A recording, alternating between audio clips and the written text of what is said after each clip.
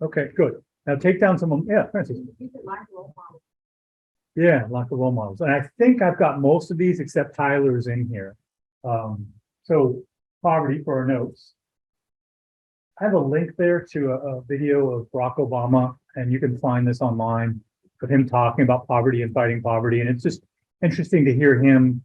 You know, he's no matter what you think about him, he's a very eloquent speaker, and he speaks very thoughtfully. And I mentioned this to you last class about how, you know, poverty has been decreased in this country since 1967 by, what is it, 37%. So guard against cynicism, guard against, he says, this feeling like it's inevitable and this will always be there. No, we have done things in the past to reduce poverty immensely, and we could do more. But I got another video I want to show you. So there's some possible reasons. Let's write these down. Let's kind of think about, because the prompt asks you what might cause inequality, and inequality is partially driven by people falling into poverty and others not. Is it a society without opportunities? Are there just not enough opportunities for people? You know, when I look at the young men who are now camping, right as I leave my house going into Chico, they seem able-bodied, but are there not enough? I mean, maybe they have criminal records, right? Maybe they have a felony on their record and they can't have an opportunity because they can't find a job. What do you do about that? Yeah, Tyler. I think you could argue that there's probably a lot more opportunity now in today's world with technology, with these things, that they do so many jobs when it comes to Right. There's more opportunities. And as we were talking in the last class with the gig economy, with anybody being able to do DoorDash or Lyft or something like that, if you have a car, but there's the barrier, right? Having a nice car to be able to do that, you can just pick up a job at any time. You know, so where was I? Somewhere where I saw some guys begging, coming out of Trader Joe's yesterday, and they were young men, young white men, so not facing discrimination is the reason I bring up their race. And they had a sign up looking for, you know, asking for some change. And you know what I wanted to say? Yeah, I wanted to, and that's not who I am, right? I wouldn't feel good about saying that, but I actually thought, get a job. What are you doing? Right. But then I thought deeper. Do they have a criminal record? Right. Do they have trauma in their life that keeps them from even putting themselves out there? I don't know. I don't know their story. So I try to temper that judgment with some compassion. But right. So some of it, and where's that coming from? I'm going to get to that in a second, Emily.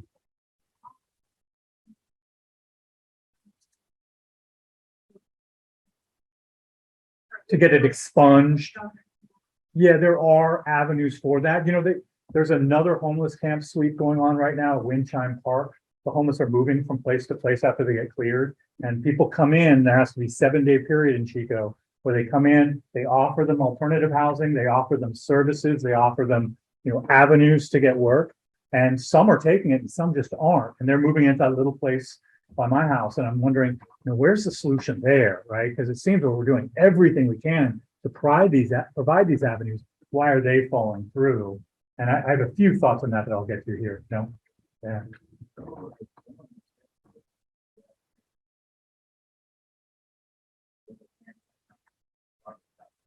Right.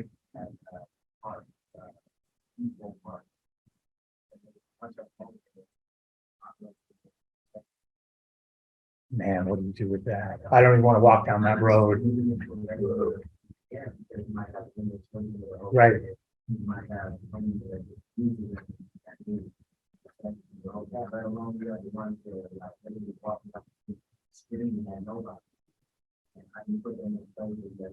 Right. So let's think of those sex offenders as God's children, all right, as best we can, deserving of some. Let's just for a second think about that. Do they deserve? I'm just playing with an idea. Do they deserve an avenue towards redemption? Depends on why they're saying. I knew this would maybe spark something. Is there a route? Because they're not going to get out of where they're at, and they're going to cause more trouble in these homeless camps, I imagine. If they can't find a route to be healthy, can that be cured? I don't. Maybe I'm wading into something we should stay really. Well, why are they? What's that? Right. Right, It's not just being Texas, and it's them being on the road. right. Well, can you solve that? Can you solve with therapy sex offenderness or schizophrenia, right? But some of them also like. With that record? And with Megan's Law, where they've got a state wherever they are, and there's a website you can go to. I don't know if you've ever been to see your neighbors. You've been seen? Yeah, it's creepy, man. You see, oh, there's sex offenders. Shouldn't be there, yeah. I don't want us to go off on sex offenders right now, right? We can deal with the subject, but we've got to move on, yeah. Where he go, because I know where I work, that there's like a public health, I work at Starbucks, there's a guy, literally knows he was a sex offender, and kids. And he couldn't say anything until he did stuff, like his back stuff, right? Right. And he was happy to tell everything. You have to tell the government where you are, Yeah. but you don't have to tell you don't wear, a gold star.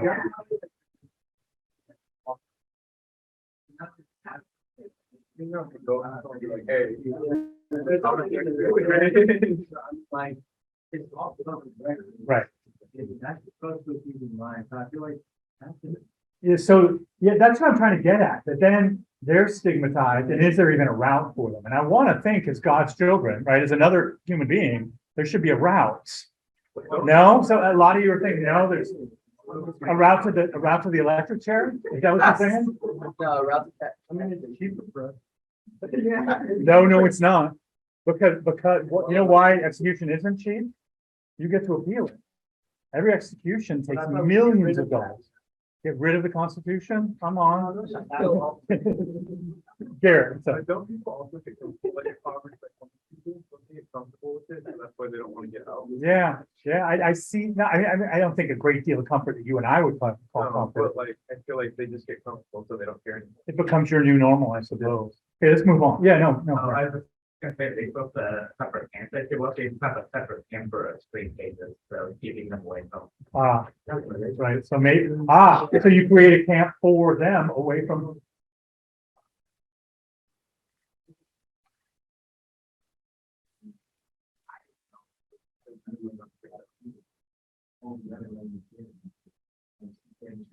CSI episode called Beaver. I saw the episode. My next door neighbor was episode. So For real. I didn't want to judge her, but at that point right there, I was just like, damn, like, after you see the episode, the case, you just kind of stuck in a position where more than you're like, man, I don't need to treat this, like you said, you're a job solution, so. But you can't just say, it's all good, come in, me and my kids stay. Right. Right. I'm just asking this because this brings up a bigger issue societally. Like, where do you get atonement? Where can you find redemption? We have cancel culture where people are canceled for good reason in some cases.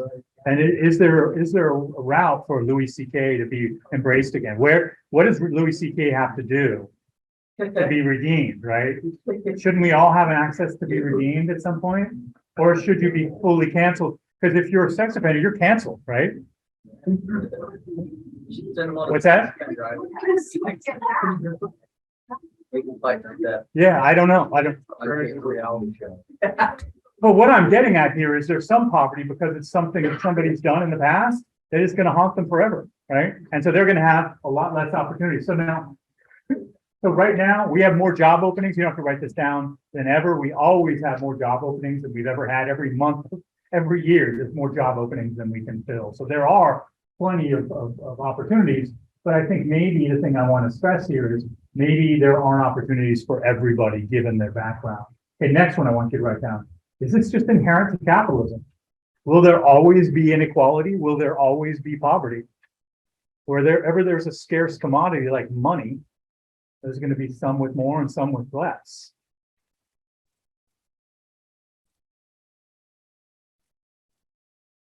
Will we ever get rid of, you go to Scandinavian and Northern European countries where they have really generous welfare systems, you still have people in poverty, not as many, but is there always going to be this dichotomy here? And notice there's a percentage there. I'm going to get you to try to think about what different conditions create poverty. You don't have to write this one down. If income isn't guaranteed, there's always going to be somebody left without. Radical leftist economists, I usually see the radical right and the radical left whenever I go to econ conferences because they're the most exciting. The rest just put you to sleep like an econ teacher. And the radical left ones say we should have a national job bank. That if you get fired at 5 p.m. one day, you go into the national job bank and you got a job the next morning. You see any problems with that? Yeah, what kind of jobs with that? A bad what person? Yeah, I imagine it would be cleaning up the public toilets in the park. But everyone has access, is guaranteed a job, a right to employment. Some people get fired for doing it. Right, some people are not going to work very hard or do something serious, and they're still going to get a job.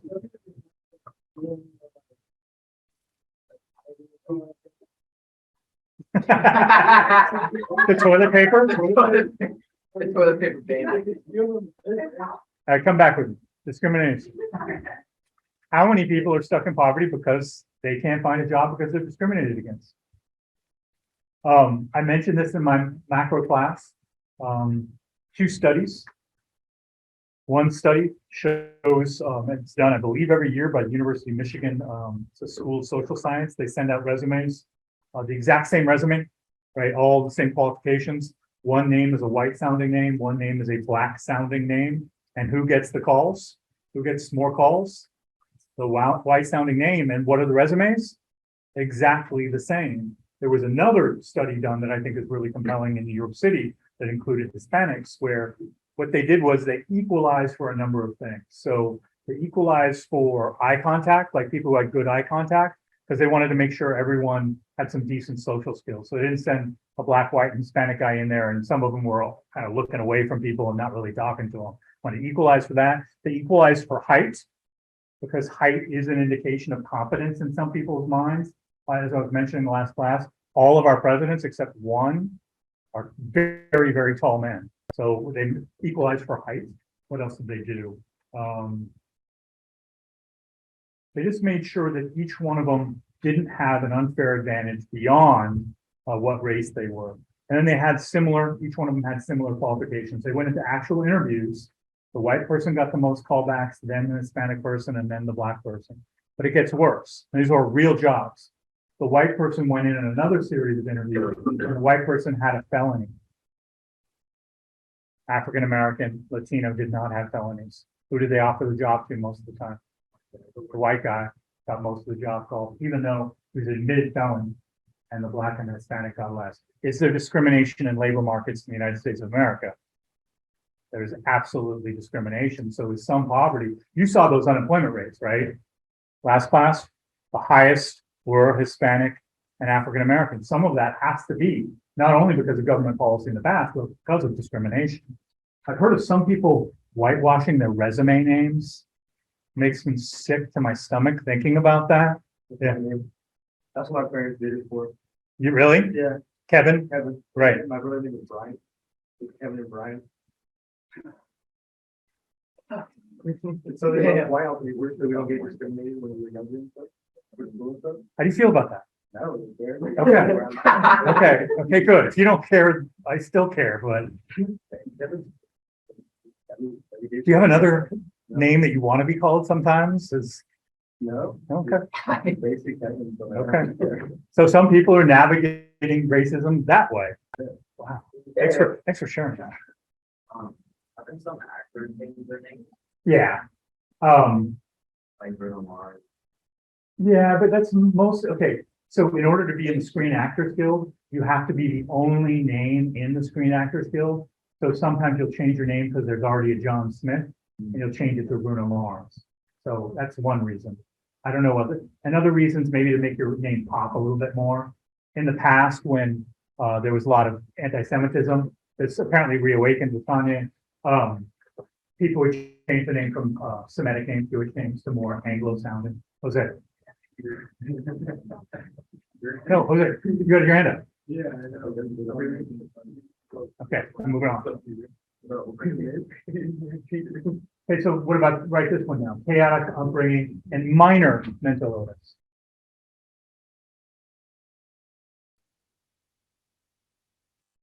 I told you about my upbringing. It was chaotic. I have depression. Thankfully, depression can be treated with a nice little pill. If you ever feel depression, know that medication works for a lot of people. And has that hindered me? Could that have kept me from being successful? Depression. Do you know people with depression? You have depression, you know how that can make you feel really terrible about yourself for no reason at all, right? So no doubt, I think both it runs in our family and my chaotic upbringing brought that about. But what if you don't have treatment, right? What if you hear that those medications don't work? What if you don't want to take those medications and then you doubt yourself, you hate yourself, you feel a lot of times depression comes along with anxiety, you have too much anxiety, and that keeps you from the labor market. So I think this is something, knowing myself, I was able to break out of it. And note these, so this one, now write this one down. Note that these overlap, right? These aren't distinct categories that can't overlap. What about just the lack of self-control? Maybe you were born with the inability to control your actions, thoughts, motivation. You've heard of the marshmallow study? Kids asked, so kids 5 years old were brought into a room in a study. They were told, here's a marshmallow. If you wait till I get back, you'll get 2 marshmallows. And they followed those kids literally all the way till today. And they find that those kids that waited for the marshmallow have done better on every way of measuring, like education, income, stability in their household. And it all came from early in their life, which is really important to me in thinking about this. To me, when my daughter and I she agonizes about homelessness and seeing how unequal our society is. And, she has some radical solutions, but my radical solution is childhood. How do we create a society that really values child rearing in ways that brings families together and communities together to make that child feel loved, no matter the condition inside their home? I know in China, traveling there, you can see throughout their society, there's a real focus on keeping the children engaged and occupied in productive things, like in airports. Every airport terminal in China had a children's center with not just slides and video games, no video games, and not just slides, but active learning math games, right? Things where they feel valued in an adult space.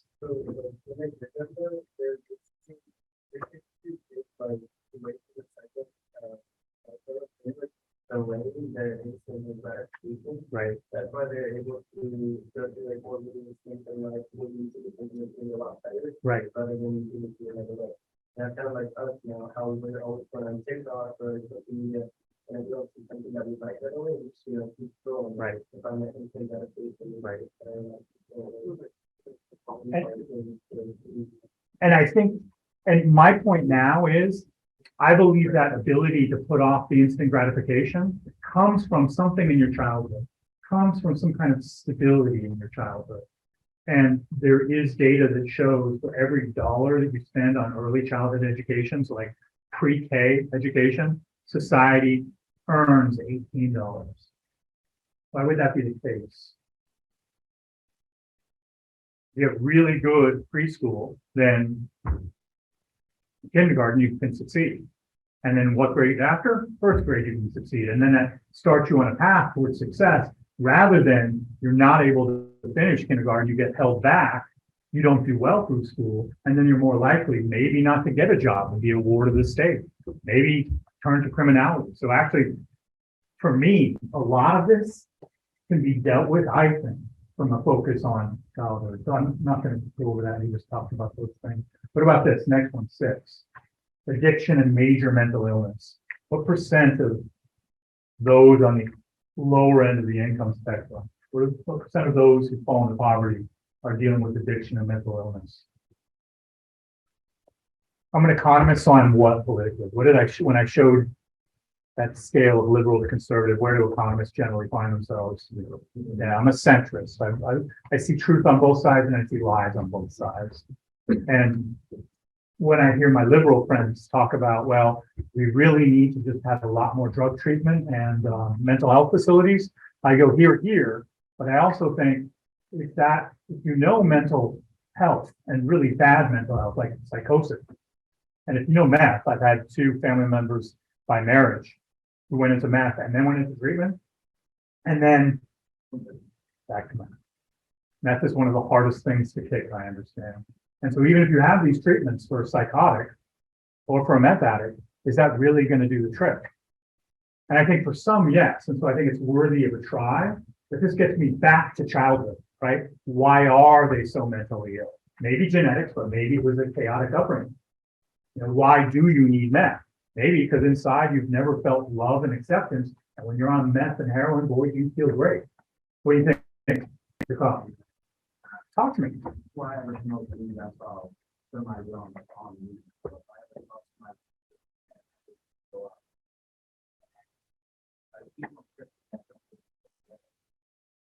And that's what I'm saying, that they're not well, I think, because of early in their life, that, you know, our personalities are somewhat baked in by about 6 years old.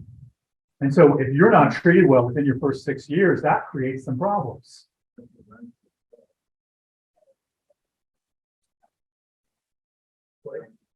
If you're mentally not well, you're not making rational decisions, right? You're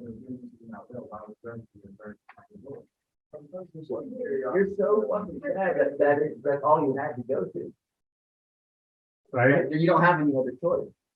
If you're at it, like, or at least you feel like you don't have any other choice to find that. And also, do they know that they're mentally ill? Yeah, maybe not. Maybe.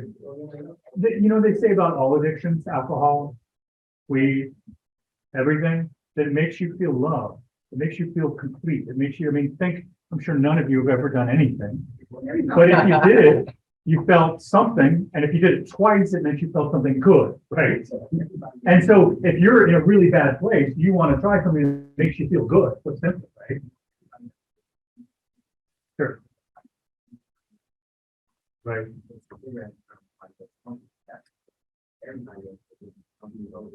Sure. But I think the point the class and I are trying to make about your comment is that I think you're trying to impose a level of rationality that you are lucky to have. Right? And not everybody has that.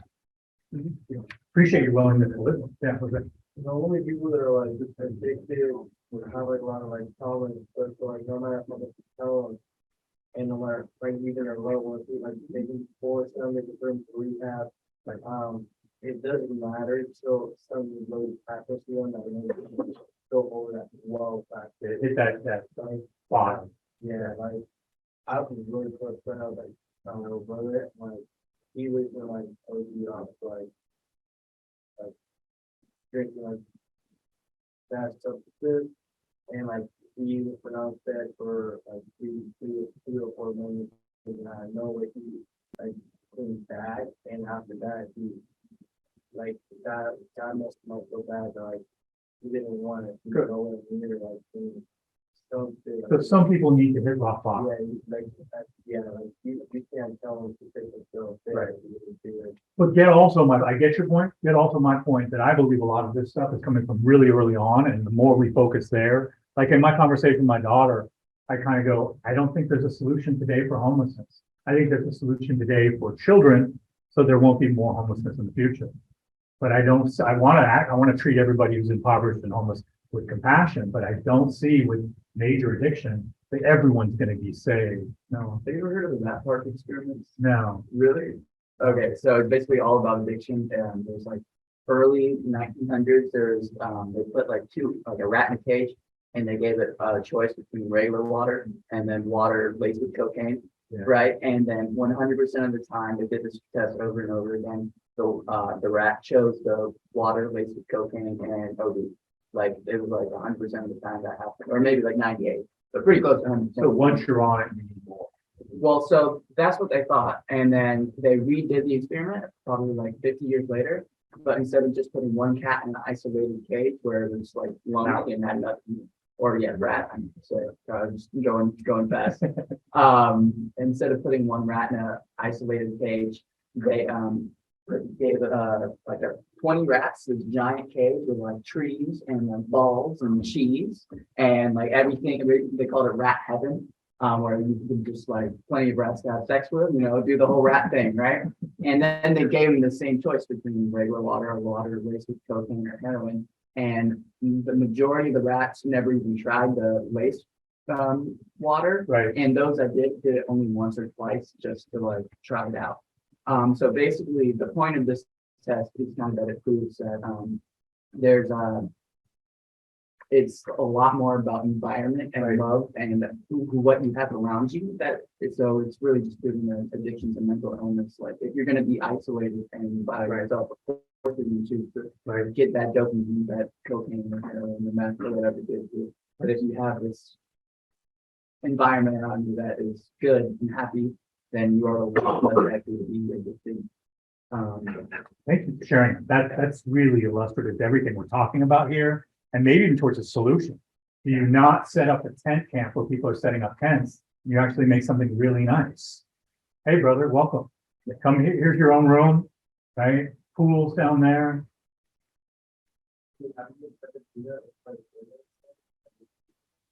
Yeah, the tiny houses, yeah. But I think his point is a little bit more than tiny houses. I don't know about luxury, but not a closet, but I don't know. I mean, where the line's drawn, I don't know. Yeah. I mean, of course. Well, okay, what is the bare minimum to feel like you're in homeless heaven, right? Like rat heaven, what is the bare minimum? Is it a tree, right? Yeah. What is it they need to see to then not need that drug anymore? And I think, again, this also speaks to, I think, early training. Again, I see childhood. Oh, yeah. Let me move on. Emily, thank you for that. It was brilliant. Emily, Oh, nothing? When you start with alcohol, you don't want to automatically want to keep looking for. Right, that's the idea that the pot is a gateway drug. I mean, let's not go there. It's a whole other argument and debate. And then what about a lack of a support system? What about somebody falling into poverty? What about there being inequality because there's so many families that are broken up? Where's the support for the family? Where's the support for the community? There are people who, I'll say this, so I'll sound like a conservative now. We've got all these social services. We've got, food stamps. We've got unemployment insurance. We've got even general aid, like in San Francisco, if you're poor and on the streets, they'll just give you money. Why do I need to deal with my damn parents? Right? Our parents are pains in the asses. Like yours. Family's tough. Anybody? Family's tough sometimes? And if I don't have to deal with them, if I get government support, I'm not going to have that, I'm going to walk away from them because they once treated me poorly, right? Like we all feel in our childhood. So you get my point about the conservative solution here? Because we offer so much government aid, maybe people just don't want to be with their family and they know they can always get by on government aid. And then you miss all of the things a family support system could do, which is, confronting you about your drug problem, right? But then also providing you a home to get clean. I've seen that in many families where this addict is confronted by the family, goes clean, but then they need lots of support, especially if they're going through withdrawals. So here on another conservative point beyond getting rid of government aid, what about support for families? Maybe we need more policies to keep families together instead of breaking up, right? Maybe more of us need to not think about, I don't know, I'm not getting all of my needs met in my relationship and just stick it out. I got divorced, so I'm not talking about myself. I'm talking about myself. Maybe I should have just said, you know what, let's work this out. It would be better. So do this now. I think that's my last one. Yeah. So out of these 6, put the percentage next to each one of these you think creates poverty. What percentage each one of these to add up to 100%? Just play around. I want you to play around with what you believe is the primary reasons. Because if we're going to address this in your essay, you might want to address it from the point of view of what's causing the problem.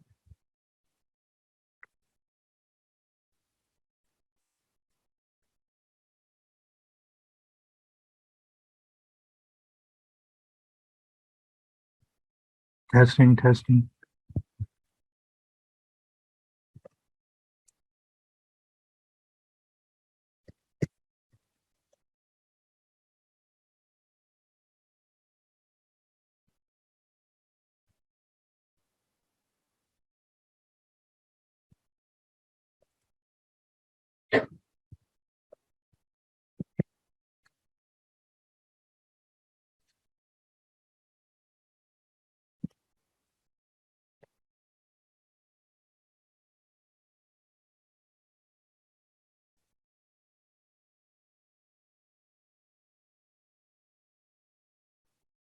Show it to each other, talk to each other. What are your different perceptions here? In the online class, I'm going to go to the video. We can compare societies, more and less equal societies, and see what inequality does. I'm going to take you through that data and then explain why the links that I think I'm going to be showing you exist. But first, see what a miserable lot we are. I want to start, though, with a paradox. This shows you life expectancy against gross national income, how rich countries are on average. And you see the countries on the right, like Norway and the USA, are twice as rich as Israel, Greece, Portugal on the left. And it makes no difference to their life expectancy at all. There's no suggestion of a relationship there. But if we look within our societies, there are extraordinary social gradients in health running right across society. This again is life expectancy. These are small areas of England and Wales, the poorest on the right, the richest on the left. Not a difference between the poor and the rest of us. Even the people just below the top have less good health than the people at the top.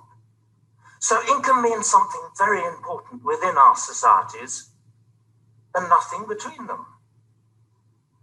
The explanation of that paradox is that within our societies, we're looking at relative income or social position, social status, where we are in relation to each other and the size of the gaps between us. And as soon as you've got that idea, you should immediately wonder, what happens if we widen the differences or compress them, make the income differences bigger or smaller? And that's what I'm going to show you. I'm not using any hypothetical data. I'm taking data from the UN. It's the same as the World Bank has on the scale of income differences in these rich developed market democracies.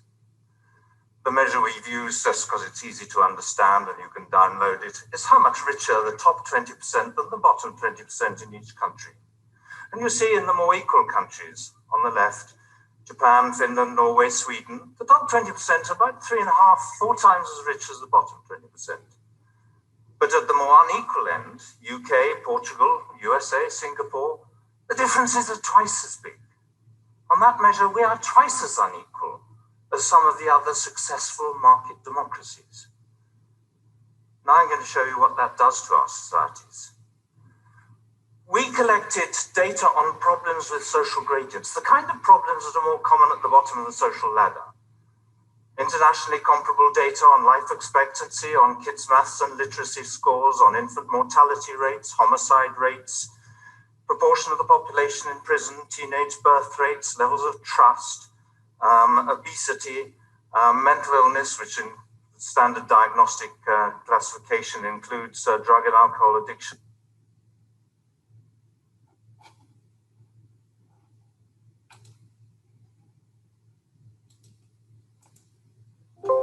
Bear with me here. It might be that I've got other applications open that it doesn't like.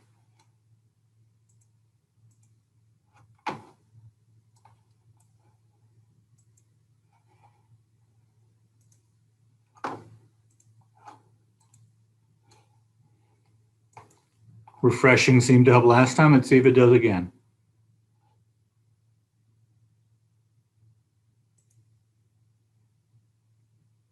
And social mobility. We put them here all in one index. They're all weighted equally. Where a country is sort of average score on these things. And there you see it in relation to the measure of inequality I've just shown you, which I shall use over and over again in the data. The more unequal countries doing worse on all these kinds of social problems. It's an extraordinarily close correlation. But if you look at that same index of health and social problems in relation to GNP per capita, gross national income, there's nothing there. No correlation anymore. We were a little bit worried that people might think we'd been choosing problems to suit our argument and just manufactured this evidence. So we also looked we did a paper in the British Medical Journal on the UNICEF Index of Child Wellbeing. It has 40 different components put together by other people.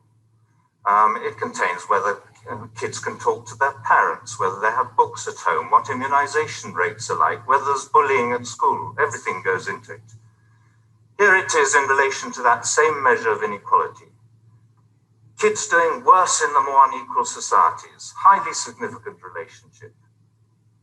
But once again, if you look at that measure of child well-being in relation to national income per person, there's no relationship, no suggestion of relationship.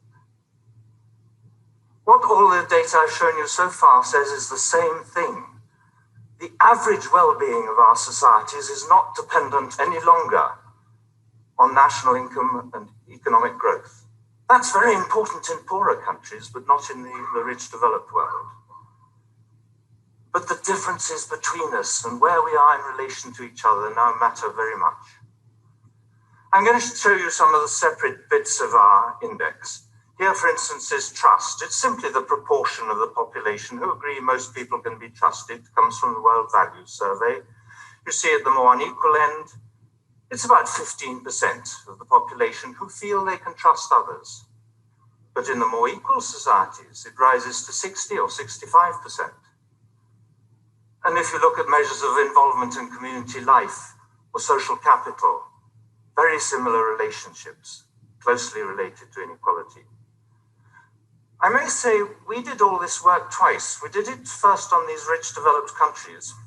And then as a separate test bed, we repeated it all on the 50 American states, asking just the same question. Do the more unequal states do worse on all these kinds of measures? So here is trust from the General Social Survey of the federal government related to inequality. Very similar scatter over a similar range of levels of trust. Same thing is going on. Basically, we found that almost anything that's related to trust internationally is related to trust amongst the 50 states in that separate test bed. We're not just talking about a fluke. This is mental illness. WHO put together figures using the same diagnostic interviews on random samples of the population to allow us to compare rates of mental illness in each society. This is the percent of the population with any mental illness in the preceding year. And it goes from about 8% up to 3 times that. Whole societies with 3 times the level of mental illness of others. And again, closely related to inequality. This is violence. These red dots are American states and the blue triangles are Canadian provinces. But look at the scale of the differences. It goes from 15 homicides per million up to 150. This is the proportion of the population in prison. There's about a 10-fold difference there, log scale up the side, but it goes from about 40 to 400 people in prison. That relationship is not mainly driven by more crime. In some places, that's part of it. But most of it is about more punitive sentencing, harsher sentencing. And the more unequal societies are more likely also to retain the death penalty. Here we have children dropping out of high school. Again, quite big differences, extraordinarily damaging if you're talking about using the talents of the population. This is social mobility. It's actually a measure of mobility based on income. Basically, it's asking, do rich fathers have rich sons and poor fathers have poor sons? Or is there no relationship between the two? And at the more unequal end, father's income is much more important. In the UK, USA, and in countries, the Scandinavian countries, father's income is much less important. There's more social mobility. And as we like to say, and I know there are a lot of Americans in the audience here, if Americans want to live the American dream, they should go to Denmark.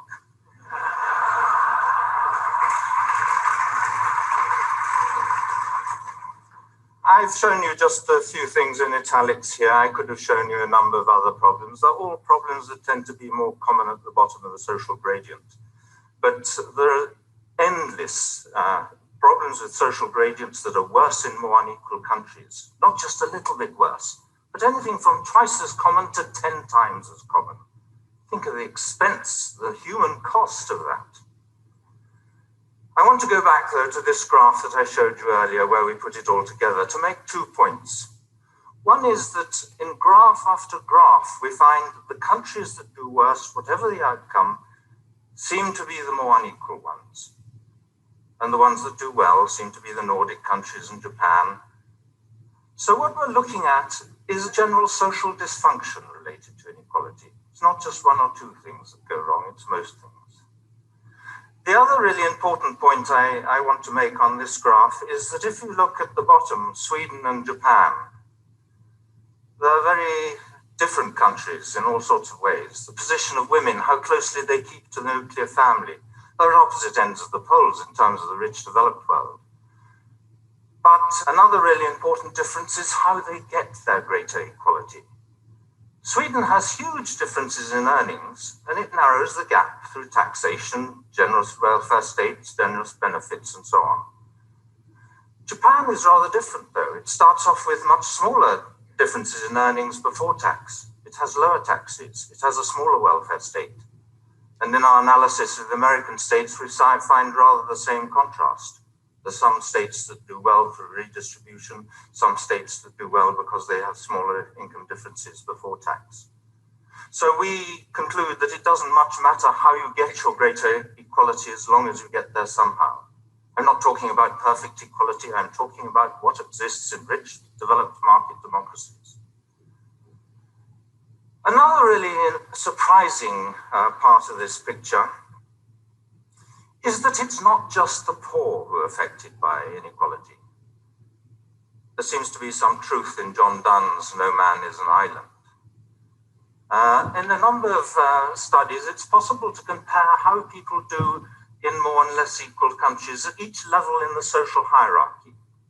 This is just one example. It's infant mortality. Some Swedes very kindly classified a lot of their infant deaths according to the British Registrar General's socioeconomic classification. And so it's anachronistically a classification by father's occupation, so single parents go on their own. But then the low, where it says low social class, that's unskilled manual occupations. It goes through towards the skilled manual occupations in the middle, then the junior non-manual, going up the high to the professional occupations, doctors, lawyers, directors of larger companies. You see there that Sweden does better than Britain all the way across the social hierarchy. The biggest difference is at the bottom of society, but even at the top, there seems to be a small benefit to being in a more equal society. We show that on about 5 different sets of data covering educational outcomes and health in the United States and internationally. And that seems to be the general picture, that greater equality makes most difference at the bottom, but has some benefit even at the top. But I should say a few words about what's going on. I think I'm looking and talking about the psychosocial effects of inequality, more to do with feelings of superiority and inferiority, of being valued and devalued, respected and disrespected. And of course, those feelings of the status competition that comes out of that drives the consumerism in our society. It also leads to status insecurity. We worry more about how we're judged and seen by others, whether we're regarded as attractive, clever, all that kind of thing. The social evaluative judgments increase, the fear of those social evaluative judgments.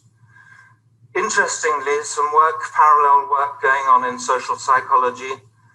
Some people reviewed 208 different studies in which volunteers had been invited into a psychological laboratory and had their stress hormones, their responses to doing stressful tasks measured. And in the review, what they were interested in seeing is what kind of stressors most reliably raise levels of cortisol, the central stress hormone. And the conclusion was it was tasks that included social evaluative threats to self-esteem or social status, in which others can negatively judge your performance. Those kind of stressors have a very particular effect on the physiology of stress. Now, we have been criticized. Of course, there are people who dislike this stuff and people who find it very surprising. I should tell you, though, that when people criticize us for picking and choosing data, we never pick and choose data. We have an absolute rule that if our data source has data for one of the countries we're looking at, it goes into the analysis. Our data source decides whether it's reliable data. We don't. Otherwise, that would introduce bias. What about other countries? There are 200 studies of health in relation to income inequality in the academic peer-reviewed journals. This isn't confined to these countries here, hiding a very simple demonstration of the same countries, the same measure of inequality, one problem after another. Why don't we control for other factors? Well, we've shown you that GNP per capita doesn't make any difference. And of course, others using more sophisticated methods in the literature have controlled for poverty and education and so on. What about causality? Correlation in itself doesn't prove causality. We spend a good bit of time, and indeed people know the causal links quite well in some of these outcomes. The big change in our understanding of drivers of health in the rich developed world is how important chronic stress from social sources is, affecting the immune system, the cardiovascular system. Or, for instance, the reason why violence becomes more common in more unequal societies is because people are sensitive to being looked down on. I should say that to deal with this, we've got to deal with the post-tax things and the pre-tax things. We've got to constrain income, the bonus culture, incomes at the top.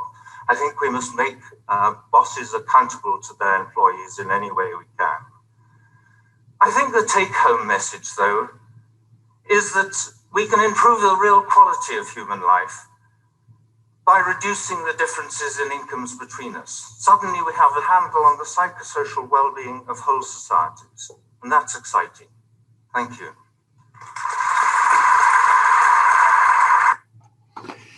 So I don't